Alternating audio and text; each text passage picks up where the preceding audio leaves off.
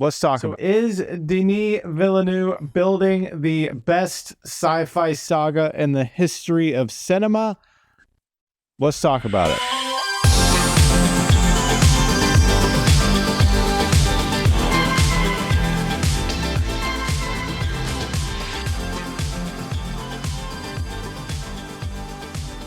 So we're going to try to boil this review down to 1 minute because I don't want to waste your time.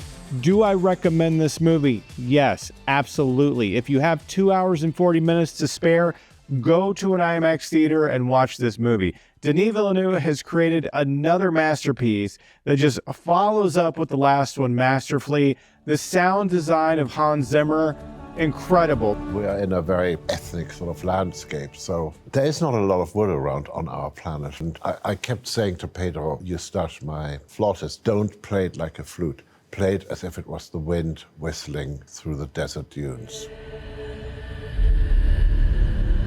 The cinematography is outstanding. Every scene looks like a painting. And the scale of this world is absolutely phenomenal. The world looks like it goes on forever. So you get the scale of the planet just like you did in the first one. But this one leads up to the climax and kind of, I don't want to spoil it. This is supposed to be spoiler free. But you should definitely watch the movie. I really do think this is this generation's Star Wars. This is this generation's Lord of the Rings, Chronicles of Narnia. We're getting into kind of epic sci-fi fantasy territory here. This movie has it all. Now, we didn't know if we were going to get the second one once the first one was released. I assume we will get the third. Now, the biggest disappointment about this movie is that it ends abruptly, kind of like the first one did. But you get some finality in the story, you get proper closure, but you're definitely left wanting more. Now, the cast was incredible. Timothée Chalamet showed his range, and I was really worried about this series in general with kind of the young adult, Twilight relationship thing between Timothée Chalamet and Zendaya.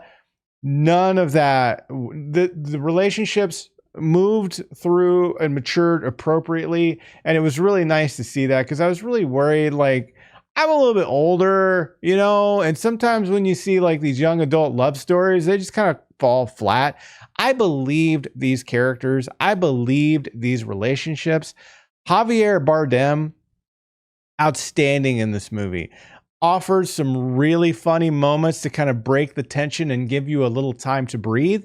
But this movie, nonstop. The payoffs, the story that was laid in the first movie, the payoffs come in this movie. So Dune Part 2 is definitely worth seeing. I would encourage you to find an IMAX theater to see this. I was fortunate enough to see this screening in an IMAX theater. The world that was built in this movie, there's practical effects and CG effects. I don't know if I could tell. This thing blended together perfectly. Obviously, this is a fantasy world, so you can tell when things are CG. But as far as getting pulled into the story, a lot of the technology that I'm thinking about, hey, how did they make that? I kind of see how they made that from a digital CG perspective. There were times in this movie where my critical brain just turned off and I was just taking in the story. So the CG, the world is seamlessly blended together. The cherry on top of that is the sound design and the audio. Hans Zimmer's music and soundtrack to this is phenomenal. Denis Villeneuve knocked another one out of the park. I don't know if he's made a bad movie in his career. So do yourself a favor and go see Dune Part 2. It opens March 1st everywhere across the US. I highly recommend it. See it in IMAX and go read the books. I'm gonna read the books.